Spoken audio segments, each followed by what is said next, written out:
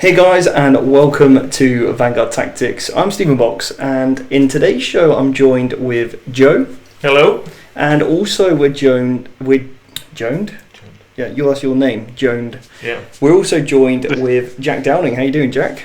I'm all good. How are you guys? Yeah, doing well. Very good. Sorry we're a little bit late, guys. If you're watching on the stream, we had some technical issues getting this whole three-way thing set up. So hopefully you guys can hear us loud and clear, and there's also no echo. So if you're in the chat, obviously this is the first time we are streaming in this way. So please let us know if you can hear myself, Jack, and also Joe, and that would be fantastic.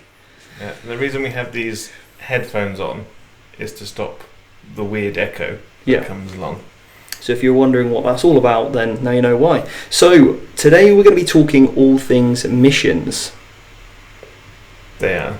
So obviously by now you've probably seen the fact that Games Workshop have released the core rules, which is brilliant. And we've also seen now, because of all the previews that have gone on from all the other previewers, playtesters that have been reviewing content, here at Vanguard Tactics what we've been doing is basically accumulating some of that stuff and making our own thoughts and predictions as to how the missions are going to play, and we've thought that would be a really good topic for tonight's show.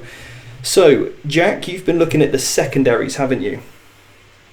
I'm looking at the primaries today. You've been looking at the primaries? Okay, cool. Yes. Yeah. I've been looking at the secondaries. Joe's today. been looking at the secondaries, which is... I've had to go along and write them all out from all the different places, trying to make it into one cohesive document, basically. Yeah, for our own sort of cheat sheet. Yeah, nice. Fantastic. And I'll sort of be mediating. Obviously, we've had a few test games now. I think, I've played about 4 or 5 games now. You've played 1 or 2? 1 or 2. And obviously Jack and Ben and also Adam from Beachhead came up at the weekend, and we had some games here. So that was great. So yeah, kind of good experiments, wasn't it, Jack? No, it was great to get stuck in. It was my first games of 9th, so that was like the new board. Size was a big one, and trying all the coherency rules out, and combats, and everything's changed, hasn't it? So it was good to really just get stuck in and see what it was all about. Yeah, that was it. And so you were testing out your Death Guard, weren't you? Yeah, so I played a couple of games with my Death Guard, and also a game with my Tau as well. Nice. I was running the Chaos Noise Marines, which I'm having a lot of success with at the moment. Really enjoying them. They're really horrible.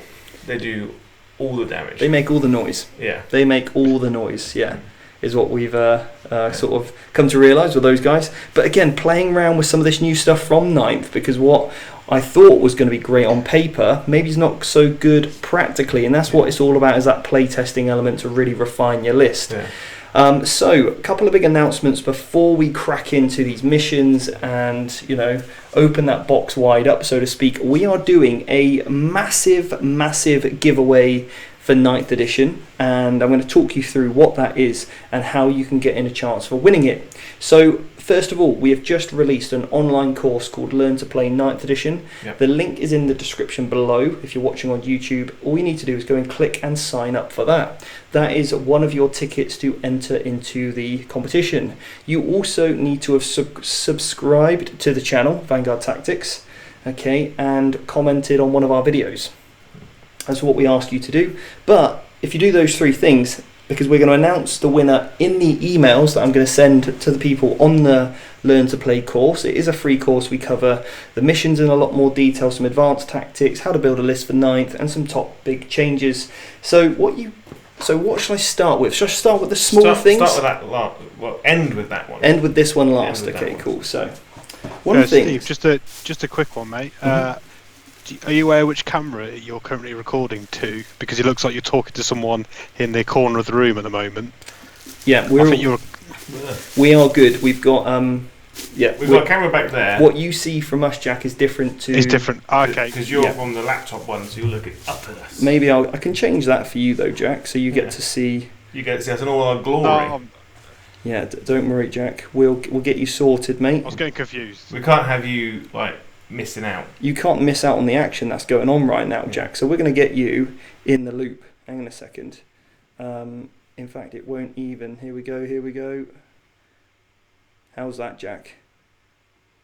Is that better? Is that not done it yet? It's not done it yet. Okay, let's try and maybe I've got to click off that. How's that? There we go. Beautiful. Lovely, eh? Much better. Great. Right, Crack so it. we're going to kick off with the small things. You win a new Vanguard Tactics stainless steel coffee mug to travel, to go. You also get one of the lovely hats worn by, no, you're not actually going to get Joe's, but you're going to get one of the caps, the Vanguard Tactics caps with the logo on. That's number 2 thing that you're going to get. Yeah. Not only that, but you're also going to get a full box of the Vanguard Tactics signature terrain that fills an entire table for your games. And so that's one of those things you're going to be getting, which you can pick the type of terrain that you want. I'll pass it to Joe. Yep. But not only that, but you're also going to get, this is one of our army trays / display trays with inserts as well, so you can put your dice and all that kind of good stuff in there. Yep. You'll also get 20 Vanguard Tactics dice, the new precision metal dice that we've got. Is there a particular colour? You can choose from black, red or blue, up to you. So how many things is that so far? 1, 2, 3, 4, 5. You also get the measurers and objective markers. 6, 7. 2 more things. You also get an Indominus box. That's like worth 10. That's Easy. big. That's a big price. That's big. Like, imagine this box here is Indominus. Yeah. So we've got another Indominus box. So not only that, but we've also been given, and fantastically, and obviously this stuff's being supported by Foreground, so thanks to very much to those guys. We've also got a Catachan kernel to give away. The kernel. The one and only kernel gifted to us by Entoyment for this. So again, massive thank you to that. And finally, the last prize, which is probably the best prize, is you get to come to Vanguard Tactics studio for the day and have a game with either myself or Joe. You can pick who you want to play, and that's it. That's the prize. Do we supply tea and coffee? You will be supplying coffee, Cool. Yeah. Cool. So yeah, guys, that is the prize. If you want to get into a chance to win that epic prize, which I think it is, you can obviously, we're going to do the announcements on the 30th of August. That gives people a month from the release of the 25th. So yeah, all you need to do is subscribe to the channel, comment on one of the videos, and subscribe to our free online training course below, and the winner will be announced on the emails that get sent out to the people on the Learn to Play course. Yeah. Jack, is that something you would want to win? I'm waiting to enter, mate. Yeah. Signing up for the free course that you've helped made, eh? I'm gonna sign up for it because I never get anything free off you. What are you talking about? You're always getting free stuff off and me. Free abuse. Yeah, well that just, you can't help but love it. So anyway, Learn to Play video went out today for beginners. Obviously you guys who are watching, if you're already familiar with 40k, then maybe somebody that you know that wants to get into the hobby, that's going to be a great video to share with them. And the more people that share it, the more we appreciate it. Anyway, so let's get stuck into these missions, guys. Yeah. So, should we talk about the primary first, Jack? Yeah, go for it. Talk about the primary then. So, we've got one of the ones that have been previewed from, obviously, Games Workshop is the 4 pillars, Jack, right? Yeah, is it worth just doing a bit of a prefix? So, the mission, the core rule book that will come in the Indominus box has all the core rules, the Crusade missions, and then I have 6 Eternal War match play missions. And we're talking about Strike Force here, which is 2,000 points.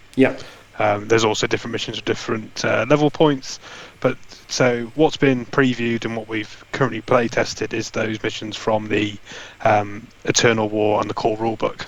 In a Strike Force, isn't it? Yeah. Strike Force is 2,000 points. So they're all Eternal War missions. So no more Maelstrom cards in there, which for me I quite like as trying to get a proper matched competitive game, taking that level of randomness out, and the progressive scoring and the primary missions, which is also great. So you can't just jump on all the objectives at the end of the game. No, definitely. I think we've got a really good balance between the two there. They've took some blends, haven't they, of ITC and some things like that, which is fantastic, which you've already seen from our channel, and battle reports. Anyway, so we've got the primary mission and then the secondary missions, right? Yeah. So talk us through how we score points in the primary mission, Jack. Okay, so primary mission, you can't score it on turn 1. Yep. So that's a big change. And you start accumulating primary points at the beginning of each of your command phases. If you for 3 different types, so you get 5 points for holding an objective. Yep. 5 more points for holding 2 or more objectives. Yep. And then 5 additional points if you hold more than your opponent. I think there's subtle differences in the 6 core missions that we've got on those, but generally speaking, those are how you score the primary points. So you get a maximum of 15 per battle round, and you can get a maximum of 45 per game. Yeah. So it's 45 points maximum for the primary, 45 for the secondaries, and then obviously the mighty 10 for having a painted army. Yeah. Which you failed at. Shh. So we're not going to talk about that. It's a test game, okay? That's just an auto 10 you get, okay? We're talking about competitive play here. What if I painted the army for you? Well, if you I get 20? No, because if you're using the AdMech that I also part painted, then you owe me 5 of those points, okay? Anyway, let's not get into that too much. Joe obviously loves to take us off topic. Now, is there any point, Jack, for if you write a narrative story about your army? Not in the match play. Not in the match play. Okay, cool. You can have some points, all right? Keep yourself happy, Joe. Yeah. Okay, anyway, the other thing that's changed as well, which we did forget to say, is deployment is now changed, right? So each mission has a fixed deployment map type, hasn't it? Yeah. So, to talk about the whole deployment and who goes first, etc., is a massive change. Yeah. Think about the missions over the last couple of days, played a few, it really feels like these are your starter missions to get into the game. Yeah. So I won't be surprised in particular if the deployment and first turn mechanic will change. Yeah. In the I don't know what they call it, the Champions missions pack, or what comes out on release day. Yeah. I imagine this will change, but currently you roll off to pick attacker and defender. The defender picks a deployment zone. And they deploy the first unit. Yeah. And then you alternate placing units on the board. Yeah. Until everyone's deployed. Like we used to back in the day. Yeah. So you put down a unit of intercessors, I put down a unit of scouts. You put down a character, I put down a heavy support. You put a unit in deep strike, I put a unit in reserve, right? But there's no bonus if you finish deploying before your opponent. Yeah, there's no +1 to the roll anymore. Okay, so then once both armies are deployed on the table fully, stuff's in reserves, you've done what you need to do, and again you can only put half your stuff in reserves. And if you want to use tactical reserves, which is the new thing that Games Workshop have brought in, then obviously you need to pay command points for that up to a certain power level. Yeah. Now, the other thing is, once all the armies are deployed, you then roll off to see who goes first, really, and that is. There's no C's, it's just that one simple roll-off to decide who goes first. What are your thoughts on that, Jack, before we move on? So that's just a 50-50. And you can't. There's nothing you can do to better that or mitigate it. And the person who wins that roll-off gets all the power because they can choose to go first or let to go second. Yeah. So I imagine that'd be one of the big things that changed when we get into a tournament scenario, because that role is just too powerful, and you can't really, how do you deploy in that scenario? You have to kind of deploy defensively, just in case you don't go first, and things like that. So I imagine that won't be in the tournament pack coming up. It's a strange way of doing things, I think. Would there be a strategy to making sure that your army deploys the same every game? Well, I think that's something that you're not really going to know too much, because the map type, if you played in a competition where you played, let's say, one of all 6 missions, okay, obviously they are so varied in the deployment styles, depending on the tournament you go to, for example, at the VTGT, which is coming up. And by the way, guys, I'm going to be putting out all information about the first VTGT, which might even be the first 9th edition tournament, official 9th edition tournament. And that is going to be on the 1st and 2nd of August of this year. So 1 week later after the release date, we'll be using everything new, points, everything. So details to come about that soon. But we're going to be having a fixed terrain per deployment side. So everything will be even and balanced. So there's no real positive for sort of being the defender and picking side. But then obviously that next powerful role, like Jack said, is going to be huge. Whereas I really like the current ITC format at the moment. I really do, if I'm honest. So it's going to be a bit of an adjustment, but I'm open-minded to it. I think my preferred option would be the current ITC style with C's back in. Just so that you got a little bit of element of risk, so you can't just front load everything alpha. Because there is a risk that a small risk that you could get then seized on.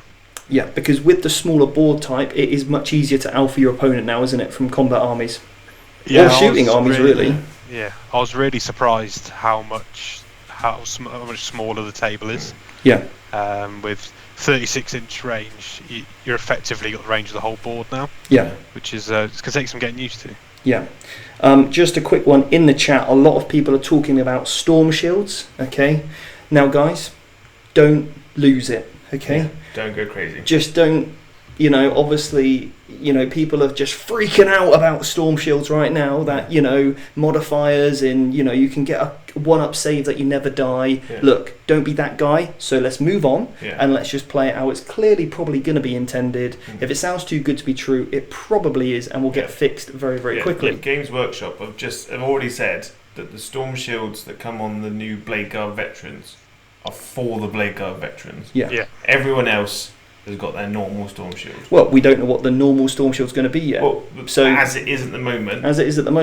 Just consider it is as it is. They're probably the FAQ it. Exactly. They just probably don't want people freaking out. Yeah. So guys, don't freak out. If it's a -4 weapon, guess what? Take 4 off that save, roll a dice, and it's probably what's fair. Yeah. Unless you've got an invulnerable save. That's probably how the game's intended. I'm not a playtester, but that's what I would do, and that's how I've been playing it. We've been playing it. That is what's fair. So just go with that, and not get our pants in a twist about it. All right. Same with anything else at the moment. Anything else that you might see in the rule book, you think, oh well, that's weird, or that's a loophole. Look, let's not abuse it because it's going to get fixed straight away, and you don't want to be that guy either. There's going to be some weird interactions with some outlying rules that, from the information that we got at the moment, seems extraordinarily powerful. Yeah.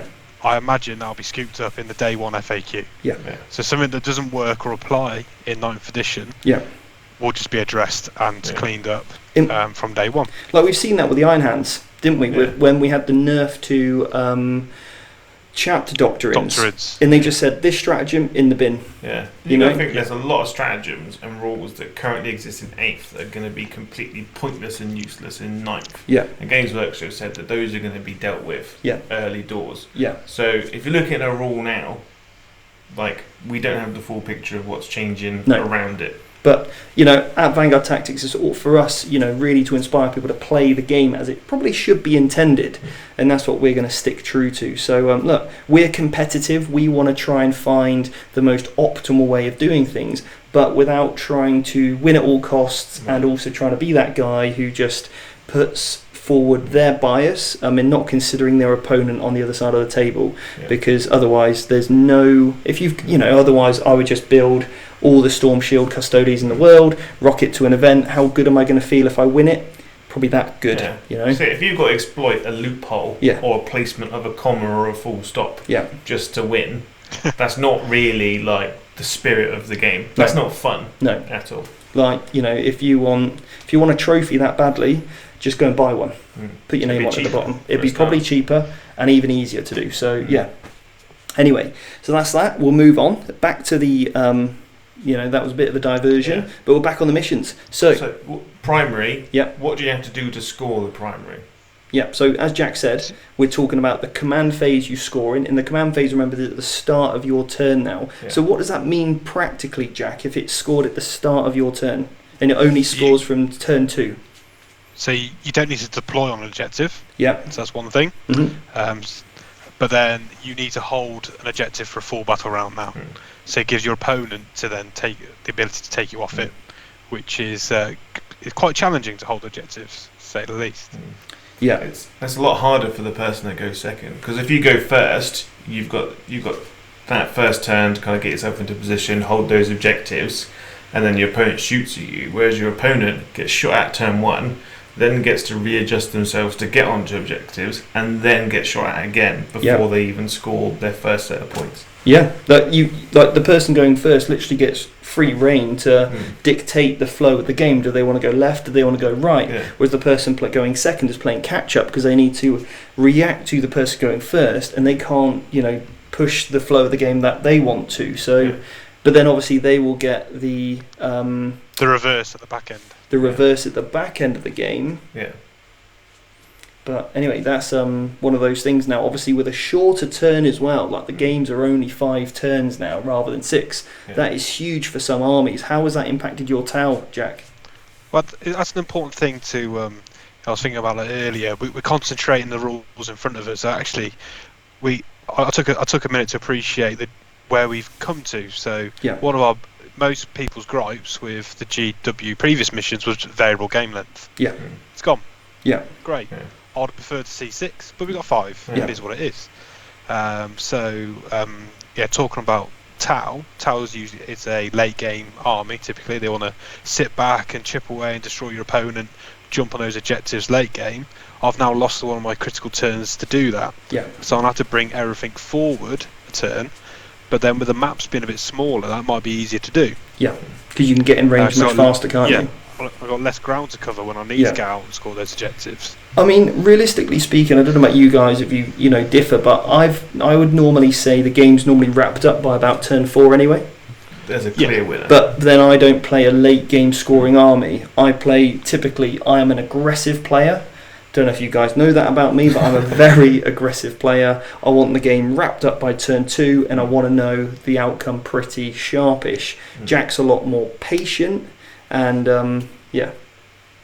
is a late game scorer. I think 7 games out of 10, or even 8 games out of 10, the winner typically from turn 3 or turn 4. But it's those other games where you need your 5th and 6th turns just to get those narrow victories in. Yeah. No, absolutely. So that will be interesting for some of those armies. Maybe they need to, like you've already spoke about changing up your Tau list to put in some units that can infiltrate and things to get you those early points, right?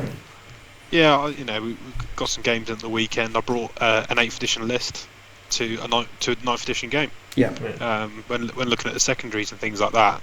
So looking at the primaries and secondaries together, I need to start including different units. You don't necessarily need to kill people anymore.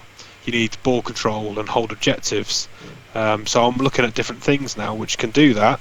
I'll still have my Riptides as my linebackers to do the damage, but I'll have a lot more other cheaper units dotted around the board that can help score me secondaries, and as well as secure those primary points. Are you going to look at putting more like Fire Warriors troops, like OBSEC units in there? Well, I'll take the minimum to get a battalion, to get the elite slots, but one of the things I want to try is 3 units minimum stealth teams and buy 2 shield drones for them each. So that means I've got 6 units that can infiltrate. Yeah. That's really nice. They're -1 to hit their infantry, so they can raise the banners, for example, on the secondary. Which you're going to cover shortly, right? Yeah.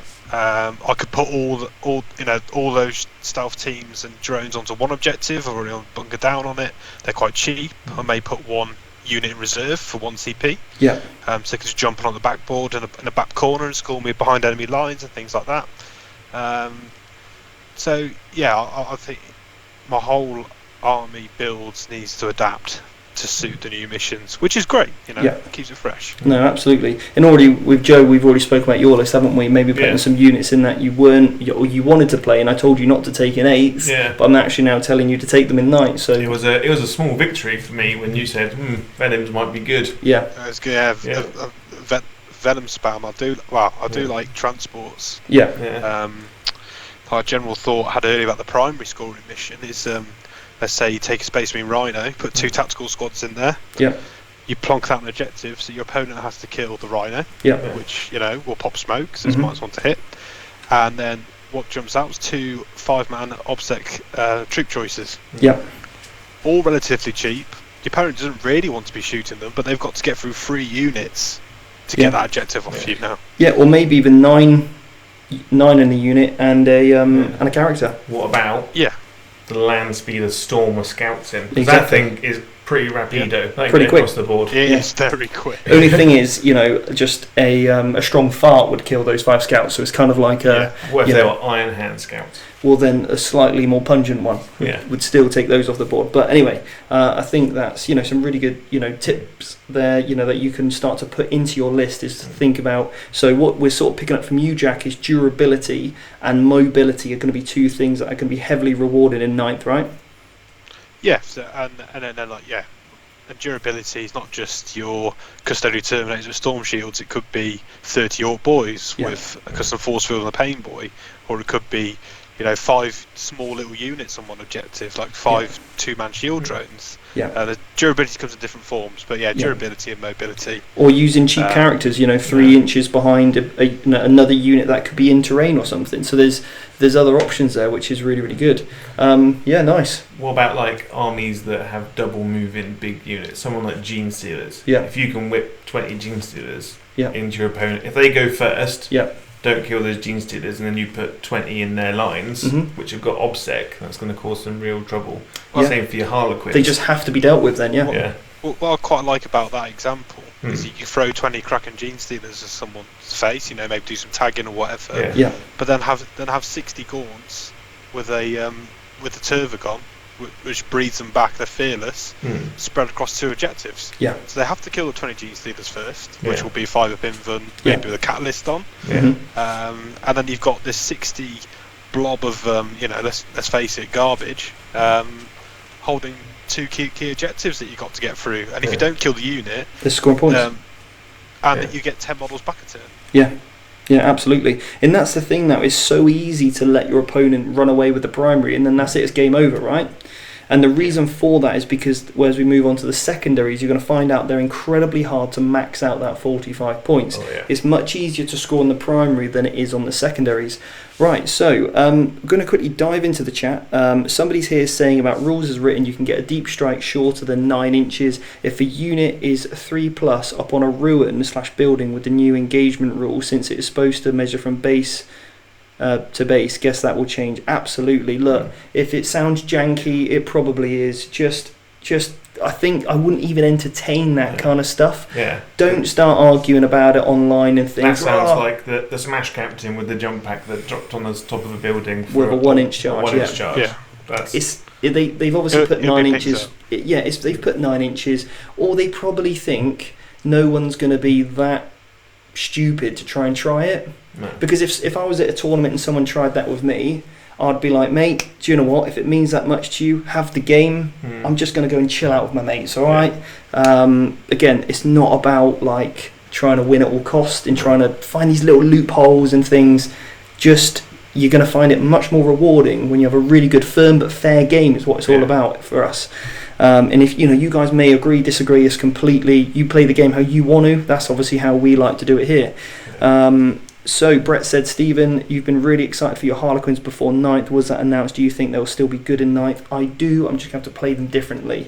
But I think with some few tweaks, the one I am worried about, if I'm brutally honest, is how my Blood Angels is going to work. I'm going to have to put a lot of hours into figuring out the formula with the Blood Angels in 9th, because they have lost some of their nuances that I used to use, no doubt. It does make it easier for my opponent to get out of combat, for example, now. So those little things I'm going to have to change, but I will find a new formula, and once I do, it'll be straight in that academy. So, Anyway, so secondaries. We obviously played a few. Obviously, again, looking at some of the previews that the play testers have put out and stuff that we've seen already. What are your initial thoughts? Let's put this over to you, Joe. What are your initial thoughts on the secondaries? They're good, but I don't think it's going to be very rare to get a max point game. On that, very rare. Like if you get 100 points in the game, you're some kind of superstar. Yeah. Because, like, the points are really, really low. Yeah. Considering you have to get to 15 to max them out. Yeah. So, and like the easier ones to score, you only get about 6 or 7. So let's say Slay the Warlord. Yeah. You're only going to ever get 6. That's it. Yeah. So you slay that Warlord. Maybe it's an easy one, but you're not getting any more than 6. No. Like, I suppose you could build, because you could build your list around the idea of just going for the easy ones and then concentrating on the primary. Yeah. Could be a way around it. If you took someone like, I don't know, Custodies for holding, and then just Vindicator Assassins just to drop characters. Yeah, because let's go over the secondaries quickly. There's, I think, 4 different types of second. 5. 5 different types. There's 2 types of killing. Yep.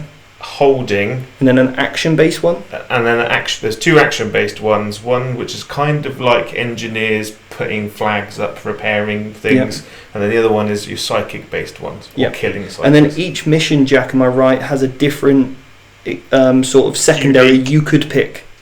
Yes. For that mission, and what you have to do is pick a secondary, a different one from each category. Yeah.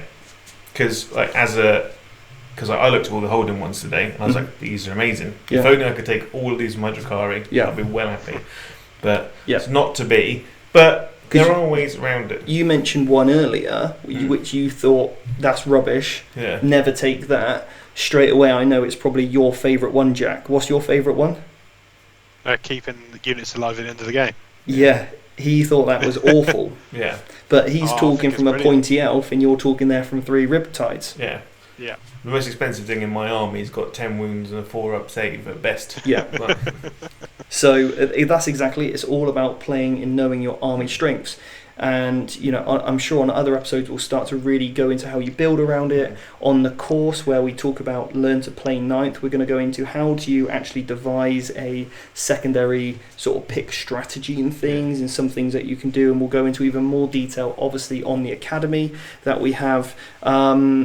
But yeah, so do you want to, I mean, I'm just conscientious of time, we're already 40 minutes in. Do you want to quickly run through maybe just, we won't cover them all, some of your favourites, Joe? Pick a couple. I like Engage on all fronts, which is like kind of like recon. Yep. If you have a unit in 6 inches away from the centre in 3 different table quarters, you get 2 points a turn. And you have to be wholly within. Wholly within, and that's manageable. Yeah. Because if you've got table quarters that you're starting on, all you got to do is just plod 1 or 2 units out like Tau, just get the drones flattening out kind of thing. And then you get 3 points if you've got all 4. Okay, so the maximum you're ever going to get on that is, well, you could do 15, but you need to be, for all 5 turns, you need to be in all quarters to max that one out, and that is incredibly hard. If someone said to me you need to get recon every single turn of the game in ITC, I'd have been like, no chance. Jack, what's one of your favourites? So, what's interesting about these secondaries, there's nothing that states that they can't stack either. Yeah. So, going back to my stealth suit shield drone combo, so behind enemy lines is 4 points at the end of your turn for having 2 units holding in your opponent's deployment zone. Yep. And then I could double down on that with recon. So those little stealth teams are really doing work. MVPs. In the early game. I got quite liking that as a little combo there. Yeah. So like for me, again, my favourite part of the ITC was kill more. Yeah. So that secondary attrition is going to be one of my go-tos most of the time. The way that I build lists notoriously are better. I'm a better killer than I'm a holder. Yeah. You know, that's just a type. It's 4 points a turn, isn't it? Yeah. So if you do your usual set up turn 1, turn 2, and then just go for it. Yeah. So I've got turns 2, 3, 4, 5 then to get, you know, those points. So absolutely love that one for me. Attrition. I think I'm going to have to get the Scourges and the Mandrakes out. There's just there's some lines you just don't cross, Joe, and that's it. You've just crossed it. But again, like, you never know. Dark Eldar might be getting a new codex within the next 9 months. Who knows? Same with Eldar and things. Some of these things that haven't been touched in a while, so that'll be good. Joe, what's another one from you that you really like? I actually think I quite like the one where if you do a psychic power in the centre of the board, is it Psychic Ritual? Yeah. You have to do it 3 times. Yeah. It's not progressive scoring, but if you do it 3 times, you get 15 points flat straight away. Yeah. Yeah. Only problem with that though is that, you know, unless you're taking like Grey Knights or Thousand Suns where you've got Psychers in abundance, I tried it yesterday in my Chaos and I just couldn't even afford not to cast even a Smite. Yeah. You have to real build that one in. Yeah. I think. I think if you're taking like Chaos, like just have your Demon Princes as your heavy hitters, and then just like a chump sorcerer that just sits there waving his staff around for 3 turns. Yeah. But I think you're going to have to hold him back, like, and wait until maybe 3, 4, 5. You got to make sure that game is sort of over by, in terms of the midfield hold, by turn 2. Because then you can only do it turn 3, 4 and 5. So that doesn't give you long to, otherwise you're going to lose that character turn 3 if you're too aggressive with him, and then all of a sudden you can't score any points. So that's a real high risk, high reward kind of. But I'm really liking the look of First Strike. Pretty simple. You can either take that or Attrition.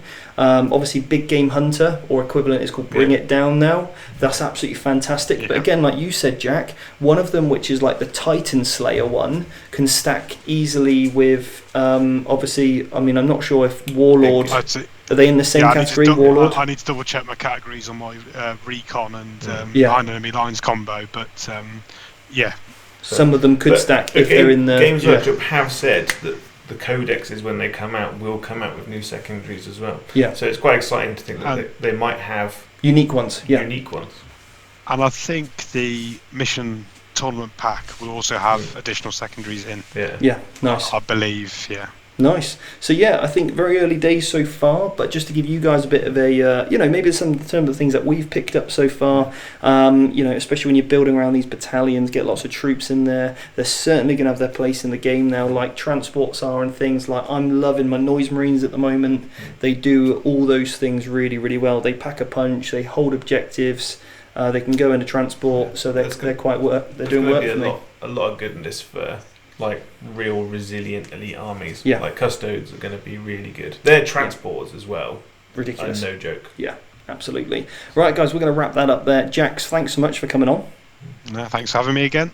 Joe, thank you as always. Thank you for letting me walk into the room from the other side. Perfect. Hat wearer there. And remember, guys, this incredible competition that we're giving away has also, obviously, you can now start to participate in that by just signing up for the link below for that Learn to Play. Oh, and one more thing. Vanguard Tactics Plus goes live on the 18th. You can sign up for it already, so you can get an early bird pass over for that. All the links for that are obviously on the Vanguard Tactics website, along with all the terrain, everything else you can purchase from us.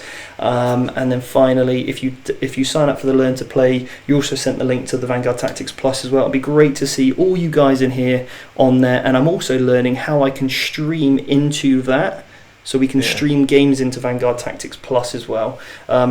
So anyway, guys, we hope you guys are staying safe out there, whatever it is you're doing. Really getting to grips with all this stuff with 9th edition. If you get any more questions, then please let us know, and we'll be back next Monday at 6 for another live to answer your questions and cover some of this more 9th topic. So until then, take care, and we'll see you later. Bye.